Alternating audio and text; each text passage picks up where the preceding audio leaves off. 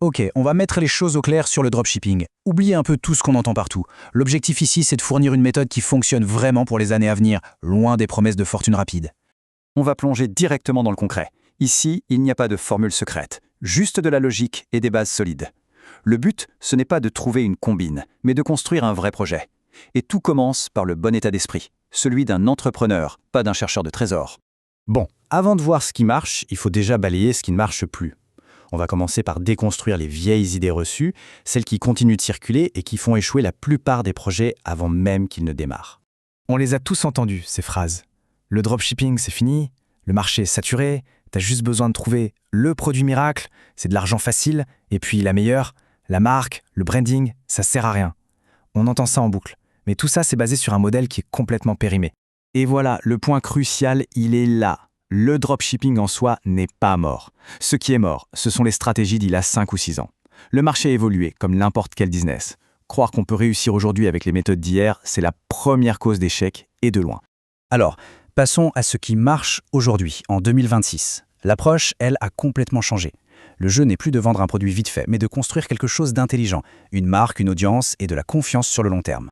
Le changement de mentalité est radical. Avant, on passait son temps à chasser le produit gagnant. Aujourd'hui, on se concentre pour bâtir une marque solide. Fini la vision à court terme de l'argent facile. On est passé à une stratégie qui crée de la valeur sur la durée. La question n'est plus quel produit je peux vendre, mais quel problème je peux résoudre et pour qui. Et attention, ça, ce n'est pas de la théorie. Ce chiffre, 458 000 €, c'est le chiffre d'affaires généré par une seule boutique en 2025. Avec une marge nette de 27%.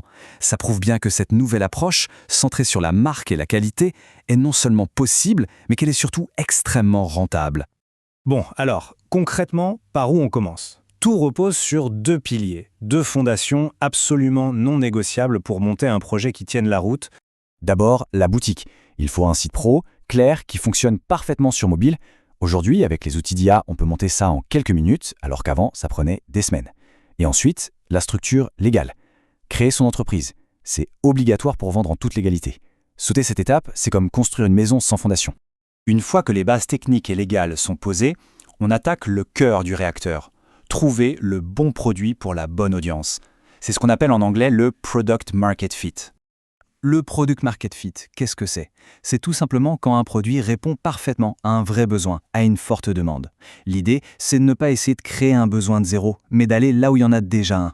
Par exemple, au lieu d'essayer de convaincre tout le monde de se mettre au camping, on va plutôt chercher les gens qui sont déjà passionnés de camping. Et on leur propose une tente ultra légère qui résout leurs problèmes de poids. Là, la vente devient naturelle, elle n'est plus forcée. Et pour y arriver, la méthode est un peu contre-intuitive. On démarre petit, dans une niche bien précise, on pense d'abord aux gens et à leurs problèmes, bien avant de penser aux produits. Et surtout, on n'a pas peur des concurrents. Au contraire, si personne ne vend ce type de produit, c'est souvent mauvais signe, ça veut dire qu'il n'y a pas de marché.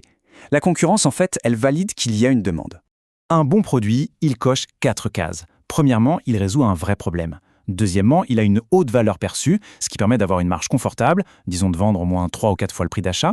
Troisièmement, la qualité doit être irréprochable. C'est la base pour avoir des clients satisfaits. Et enfin, l'idéal, c'est qu'il soit difficile à trouver en magasin. Ça, c'est un avantage énorme. Ok, on a le produit qui coche toutes les cases. Maintenant, il faut le faire connaître. Et pour ça, le moteur qui va amener du trafic et des ventes, c'est la publicité payante. Et là-dessus, il y a un conseil qui vaut de l'or, surtout au début. La plus grosse erreur, c'est de vouloir réinventer la roue et de créer ses pubs à partir de rien. L'approche la plus intelligente, c'est de s'inspirer de ce qui marche déjà pour aller beaucoup plus vite. Le processus est assez simple et se fait en 4 étapes. 1. On analyse ce que font les concurrents qui réussissent. 2. On s'inspire de leurs meilleures pubs et on les adapte à notre marque. 3. On lance des tests avec un petit budget. Au début, l'objectif, c'est pas le profit, c'est la donnée. Et 4. On analyse les résultats pour optimiser. C'est une boucle d'amélioration, pas un coup de poker. Si on devait vraiment résumer toute cette approche en une seule idée, ce serait ça. Le vrai changement, il est dans la tête. Il faut arrêter de penser en termes de coûts à court terme et commencer à penser en termes de construction à long terme. C'est toute la différence entre un projet qui tient une semaine et une entreprise qui se développe sur des années. Finalement, le succès en 2026, ça ne repose pas sur un produit secret ou une astuce magique. Ça repose sur un processus, sur une méthode. Le secret, en fait, c'est la méthode elle-même. La seule question, c'est, est-on prêt à arrêter de chercher des raccourcis pour enfin commencer à construire quelque chose de solide ?